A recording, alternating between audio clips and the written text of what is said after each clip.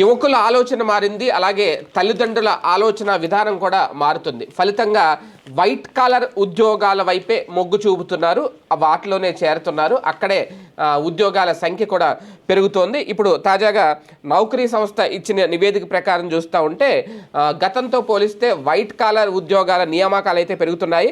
అంటే వీళ్ళు కేవలం చాలామంది ఎక్కువగా మా పిల్లల ఆఫీస్లో కూర్చుని దర్జాగా పనిచేయాలి, ఏసీలో కూర్చోవాలి, కంప్యూటర్ ముందు కూర్చోవాలి, ఇది ఎక్కువ. అలాగే వాళ్ళని చదివించుకుంటున్నారు. దానికి ప్రభుత్వాలు కూడా సహకరిస్తున్నాయి ఫీజు రియంబర్స్మెంట్ రూపంలో. ఒకప్పుడు ఇంజనీరింగ్ చేయాలి అంటే అదొక పెద్ద కళ, చాలామందికి కలగానే మిగిలిపోయేది. కానీ ఇప్పుడు ఇంజనీరింగ్ అనేది చాలా సహసిద్ధంగా అయిపోయింది, పరిపాటి అయిపోయింది. ఇంకా ఇప్పుడు డిగ్రీ చదివే వాళ్ళే బీఏలు బీకామ్లో చేరే వాళ్ళ సంఖ్య తగ్గిపోయింది.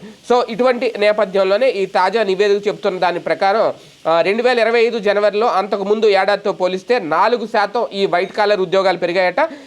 2024 జనవరిలో ఇందుకు పూర్తి భిన్నంగా నియామకాలు 11% తగ్గాయి. ముఖ్యంగా ఫార్మా, అలాగే బీమా, అలాగే ఎఫ్ఎంసీజీ వంటి రంగాల్లో గత నెలల్లో నియామకాలు అయితే ఎక్కువగా జరిగాయి. ఐటీ రంగం వృద్ధిలో మార్పు లేదు. 4 నుంచి 7 ఏళ్ల అనుభవం ఉన్న వృత్తి నిపుణులపై కంపెనీలు ఆసక్తి చూపుతున్నాయి. ఫలితంగా వీరి నియామకాలు 22% పెరిగాయంట.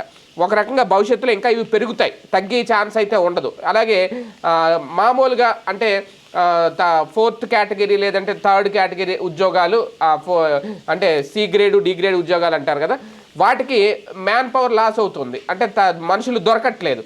ఇక ఈ వ్యవసాయ కూలి పనులు చేసుకుని ఇటువంటి వాళ్ళకైతే అసలు అటువైపు వెళ్ళట్లేదు. దాంతో వాళ్ళు కూడా యంత్రాల మీద ఆధారపడుతున్నారు, డ్రోన్ల మీద ఆధారపడుతున్నారు, డ్రోన్లు ఉపయోగిస్తున్నారు. మొత్తం వైట్ కాలర్ వైపే మొత్తం నేటి యువత అయితే మొగ్గు చూపుతోంది.